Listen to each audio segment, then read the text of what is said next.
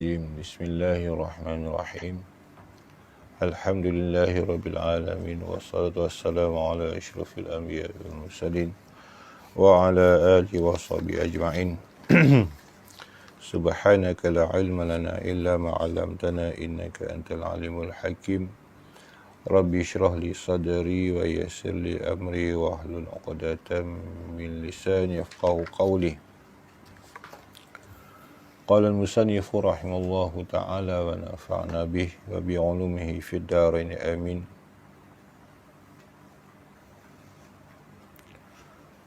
Sambungan pelajaran fiqh pada subuh ni, muka surat 23. Kitab Hidayatus Sibyan. Masuk pada tajuk kita yang baru, iaitu fasal bermula sembahyang berjemaah pada menunaikan sembahyang fardu yang 5 waktu, iaitu fardu kifayah atas tiap-tiap mukallaf yang laki-laki, yang merdeka, yang muqim, yang tiada uzur. Baik, masuk pada fasal yang sangat penting dalam bab sembahyang, antara perkara yang penting lah, iaitu tentang sembahyang jemaah. Kerana bagi lelaki dituntut untuk sembahyang berjemaah. Bila dituntut untuk sembahyang berjemaah, kena tahulah kaifiat sembahyang jemaah, syarat-syarat sembahyang jemaah. Kerana akan berlaku kadang-kadangnya kita buat sembahyang jemaah takut jadi rosak ataupun tidak sah. Okey, fasal pertama. Bermula sembahyang berjemaah, muka surat 23 bawah tu. Fasal bermula sembahyang berjemaah pada menunaikan sembahyang fardu yang 5 waktu, iaitu fardu kifayah. Okey, fardu kifayah atas tiap-tiap mukallaf. Siapa saja yang bergelar mukallaf, iaitu orang yang berakal, yang baligh, yang sempurna hawas, sempurna panca indera, dan orang yang sampai seru. Okey, yang mukallaf siapa ni? Yang lelaki. Yang lelaki, yang merdeka, yang muqim, yang tiada uzur,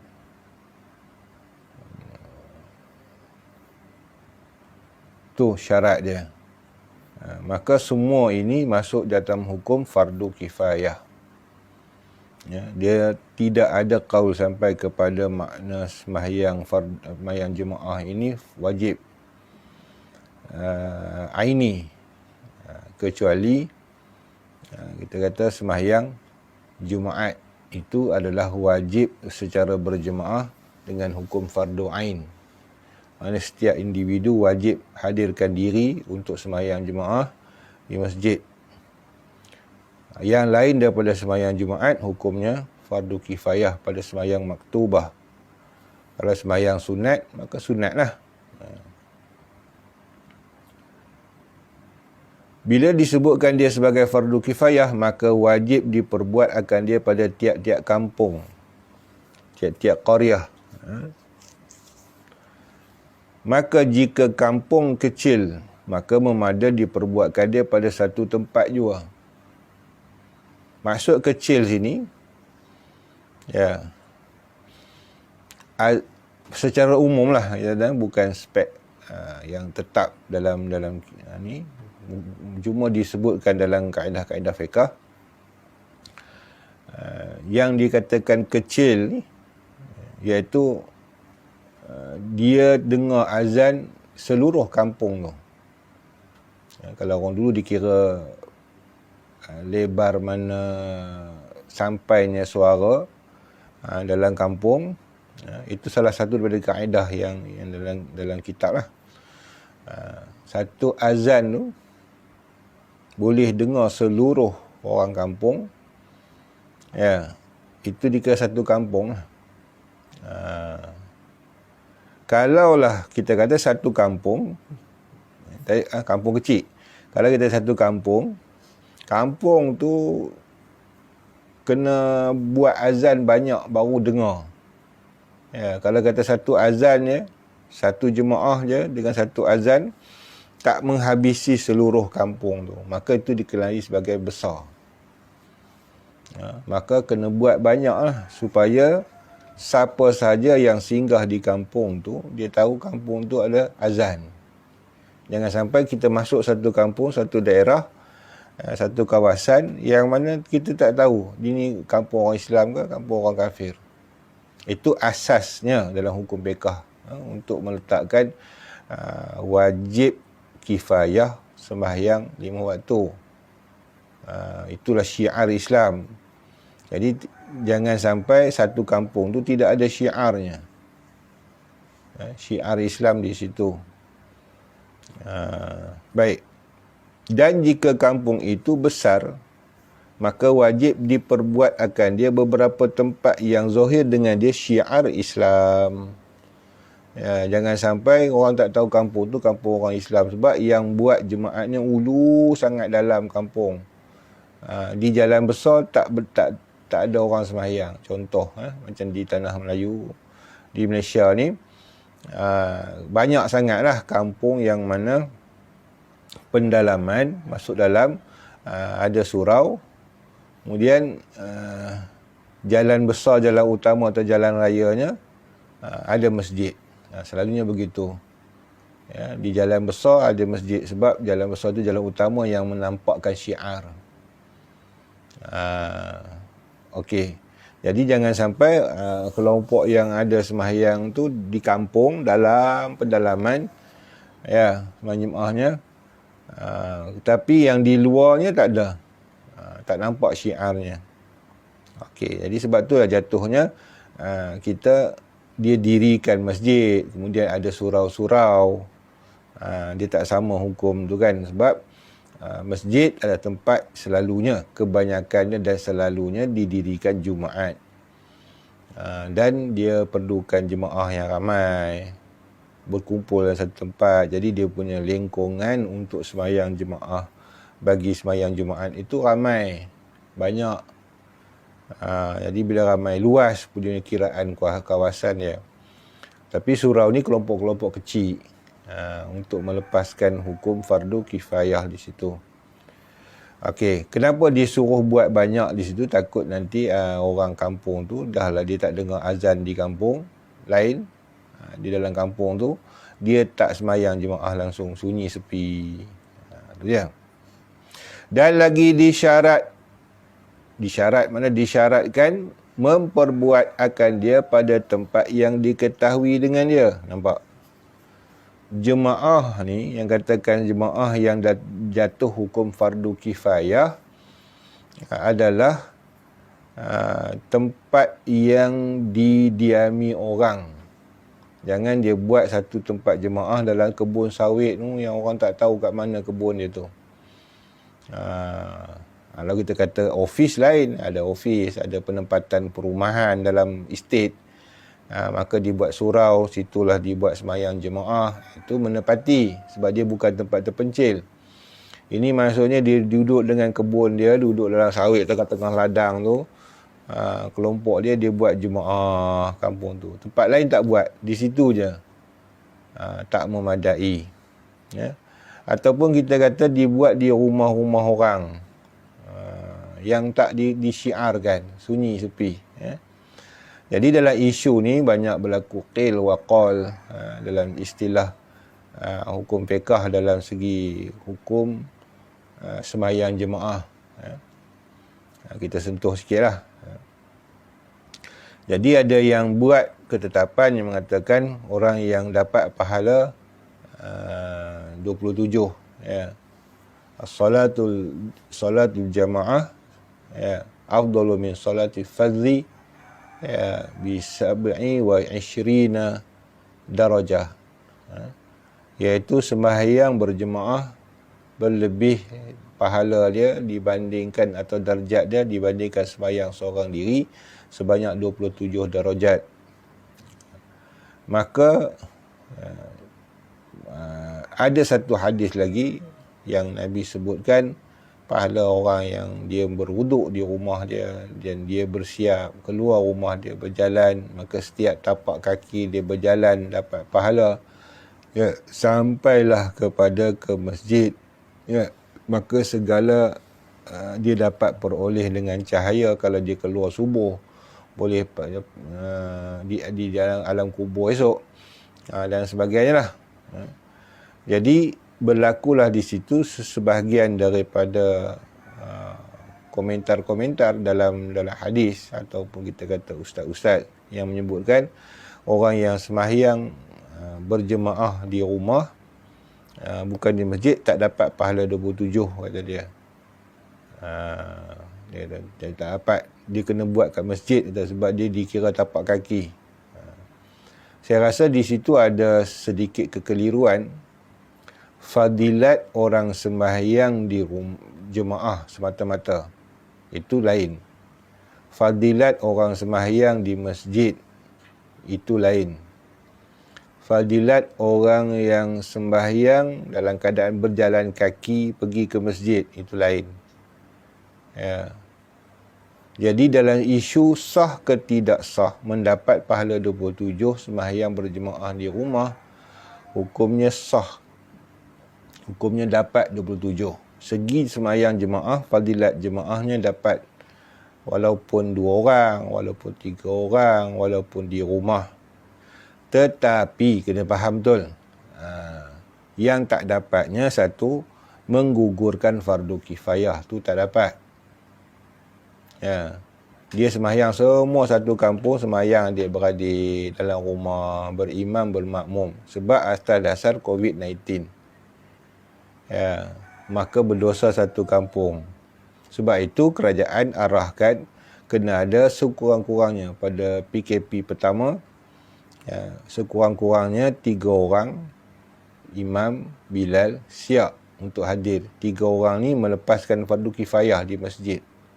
Yang lain semua sembahyang di rumah. Maka yang sembahyang di rumah berjemaah dapat pahala jemaah, dapat. Dia tak dapat pahala menapak kaki. Ya, sebab dia tak menapak ke masjid, dia tak dapat pahala i'tikaf, dia tak dapat pahala berjemaah secara fardu kifayah. Tapi darajat 27 tu dapat. Dia ada beza dia. Tu kena faham. Dan bila kita sembahyang di rumah, kita ada imam makmum, tu yang pentingnya kena faham. Okey. Jadi untuk melepaskan fardu kifayah, hukum dia berbeza sikit, iaitu perlu sembahyang di tempat yang umum, surau, masjid atau dewan terbuka. Ya. Di rumah masing-masing tak lepas fardu kifayah. Kalau katakan satu kampung tu semua sembahyang berjemaah dalam rumah, hukumnya tidak sah. Bukan tak sah sembahyang, tak sah fardu kifayahnya. Mana semua berdosa juga. Bukan berdosa tak sembahyang, berdosa kerana tinggalkan berjemaah. Itu hukum dia tu. Okey, tapi fadilat jemaah di rumah tu dapat. Dia lain. Ni hukum ni lain. Hukum Tuhan tu dia macam tu. Hukum fiqah ni dia begitu. Hukum segi ibadahnya sah. Tapi hukum dari segi pelaksanaan secara fardu kifayah terlepas tak? Tak terlepas tuntutannya. Okey. Dan lagi disyaratkan memperbuat akan dia kepada tempat yang diketahui dengannya segala orang mukim dan orang musafir yang lalu pada kampung itu dengan sekira-kira tiada malu seorang masuk padanya. Tapi kalau kita kata buat satu tempat sembahyang jemaah tapi kelab, ya, tu untuk ahli, dia kata untuk ahli sahaja, ya, orang lain tak boleh, itu tak jadi fardu kifayah lah, ya, tak lepas syiar tu sebab dia ada sekatan situ. Sekarang ni kan disekatkan orang lain tak boleh, JK je boleh masuk. Ini masalah COVID. Dia bukan masalah malu atau masalah sekatan grup dan sebagainya. Kalau tidak ada masalah COVID, dia terbuka. Okey.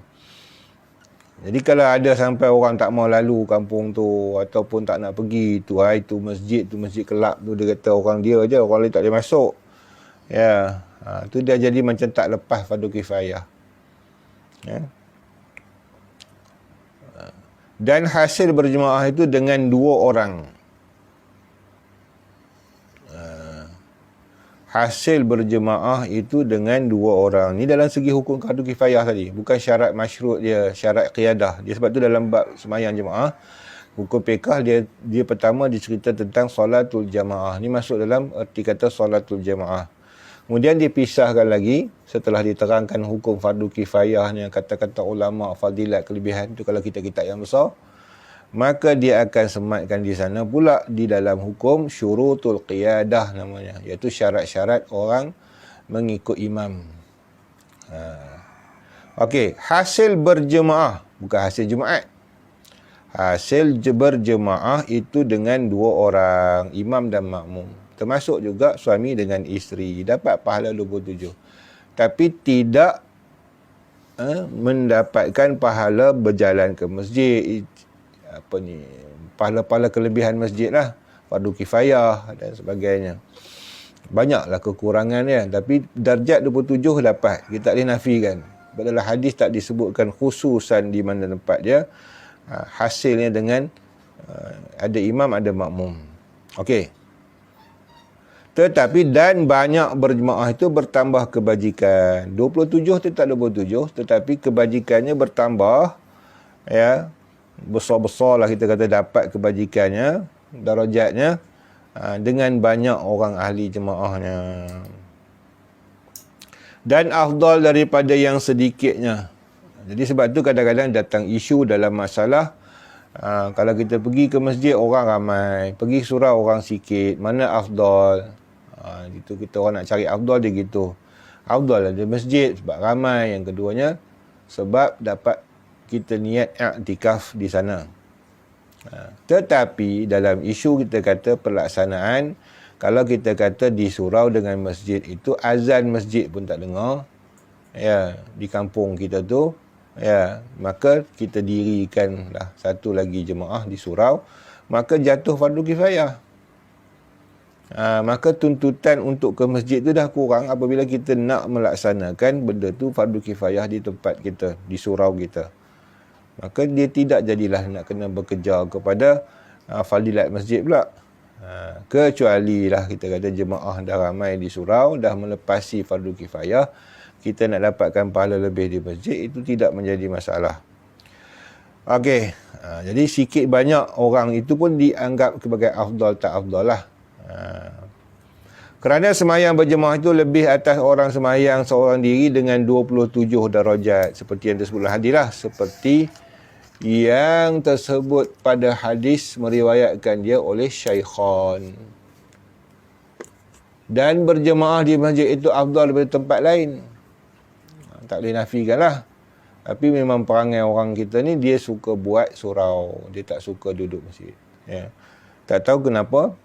Ya. Dulu tak nama surau, zaman kita sebelum masuk era 80-an, ya, dia jarang dengar nama surau.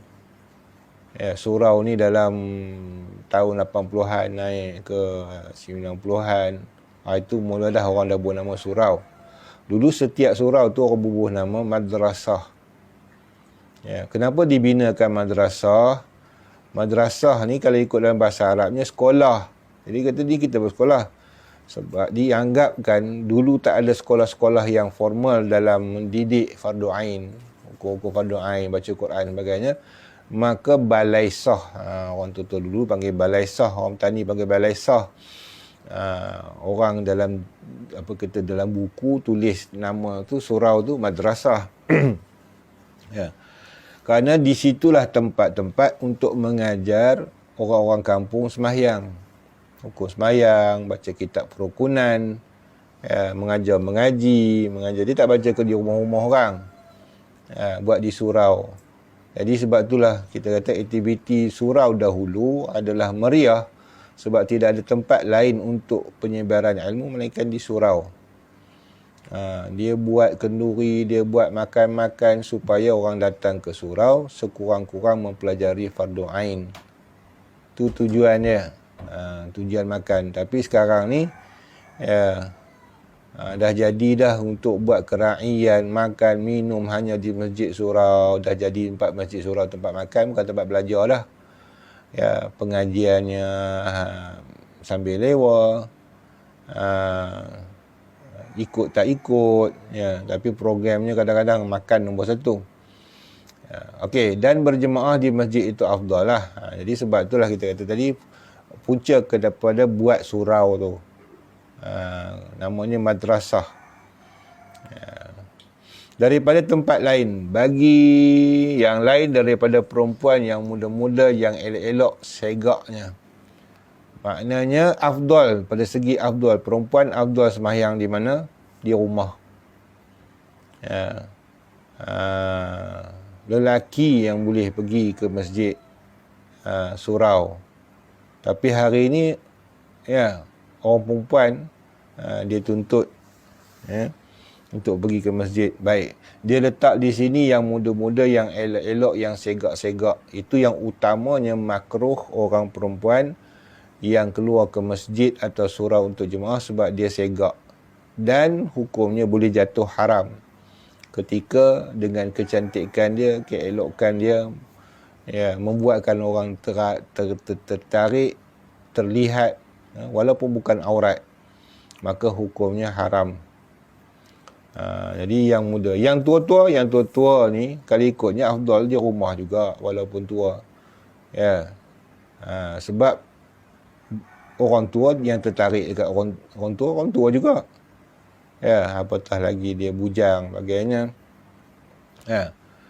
Tetapi tak boleh halang, sebab dalam hadis tersebut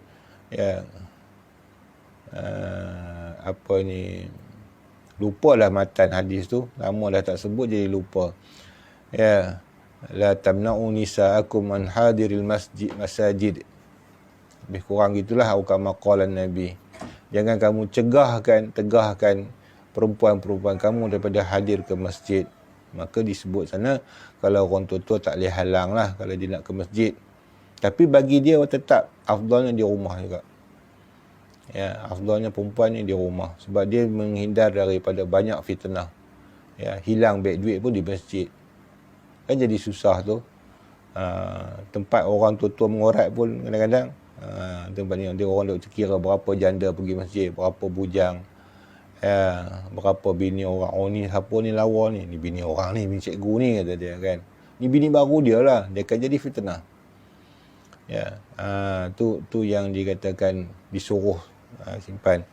Tetapi oleh kerana masjid merupakan tempat ilmu, tempat belajar, maka haruslah mereka keluar. Jadi kalau tanya afdal, tetap dia afdal di rumah. Cuma dia tak dapatlah di segi fadilat iktikaf, fadilat semayang.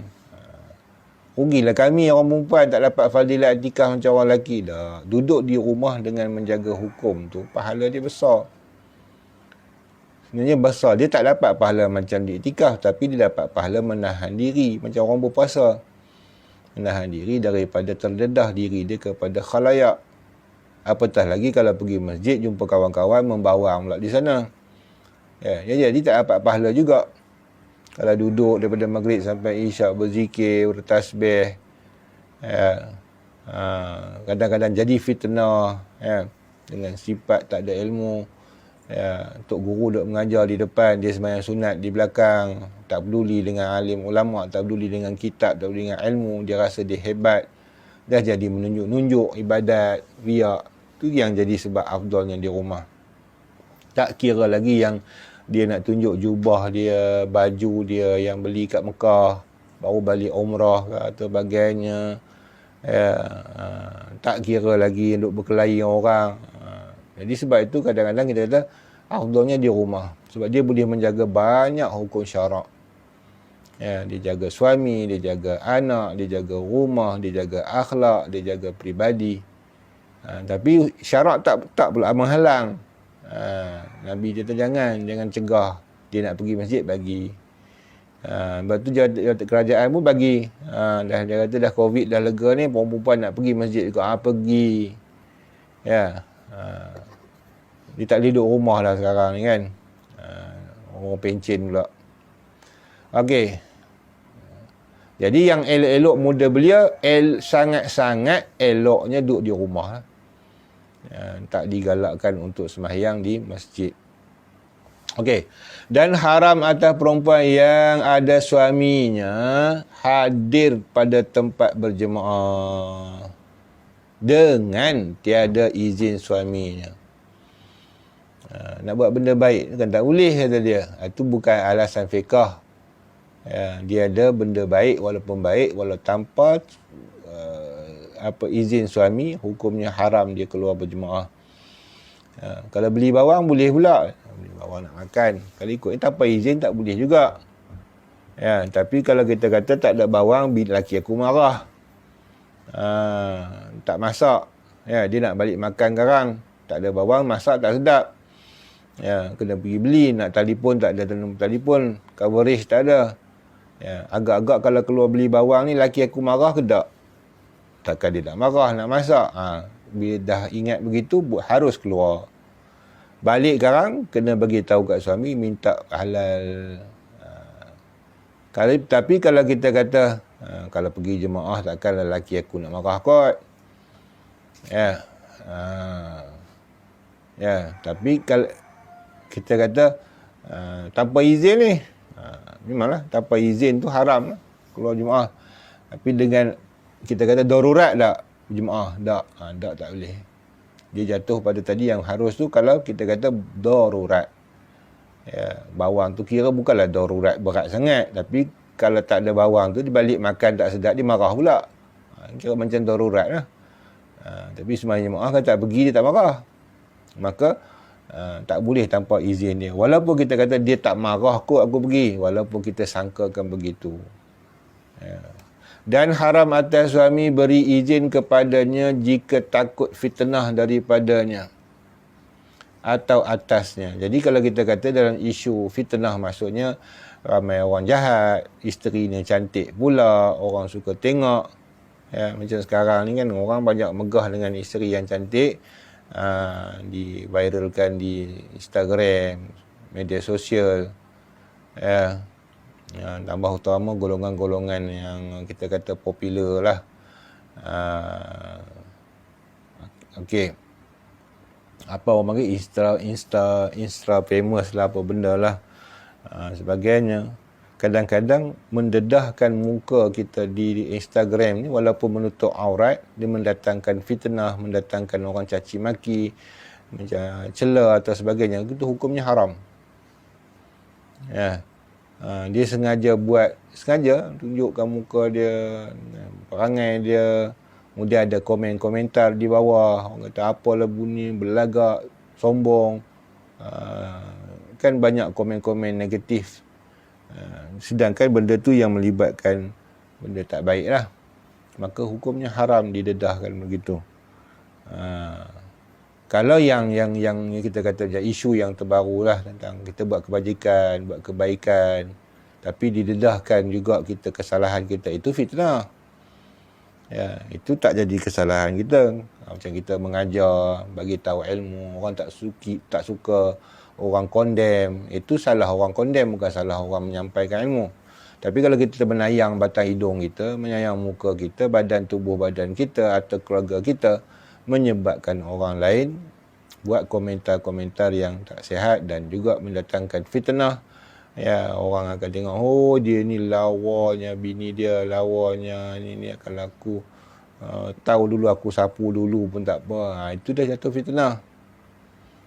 Apatah lagi itu kita kata dalam Instagram berkat dia kurang lah, tapi penglihat dia ramai. Yang dikatakan ke masjid surau ni, dia hidup, lagi bahaya.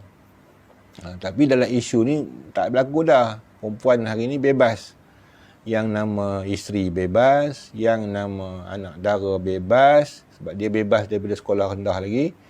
Maka tak dikongkong dia, tak dijaga dia, Jadilah fitnah. Jadi kalau suami dia tahu dengan keluarnya isteri dia tadi mendatangkan orang mengata atau datang fitnah, jadi tempat tontonan mata orang lelaki untuk menggedik, kita kata, maka hukumnya haram. Dia benarkan isteri dia keluar walaupun tujuan untuk sembahyang jemaah. Kalau tidak berlaku fitnah, tempatnya selamat, tempatnya tidak ada laluan untuk dilihat oleh orang lelaki, maka hukumnya harus. Dia bertitik tolak pada situlah, berpandu pada situ. Okey. Dan hasil fadilat berjemaah itu selama belum memberi salam. Imamnya akan salam pertamanya. Jadi sebab tu saya kata, kita letakkan fadilat 27 pahala bukan masalah selesai ke tidak fardu kifayah. Tak, kita tak bahas yang tu. Dia bahas fadilat ni. Sebab disebut tadi tentang fadilat. Maka bila kata fadilat, kamu sembahyang di mana pun secara berjemaah, hukumnya dapat pahala jemaah. 27. Tapi kalau kata menapak kaki, i'tikaf, melepaskan fardu kifayah, dapat cahaya dalam perjalanan dengan kita habis minyak tanah, misal dululah, habis duit toslet, minyak motor sebagainya, akan dapat ganjaran di akhirat esok. Itu dah lain. Tak samalah sembahyang di rumah. Itulah kelebihan orang ke masjid. Kemudian kalau dituduh tak sembahyang, tak boleh sebab dia dah pergi masjid. Orang di rumah boleh dituduh tak sembahyang. Itu beza banyak lah situ. Tapi pada segi fadilat darajat sama.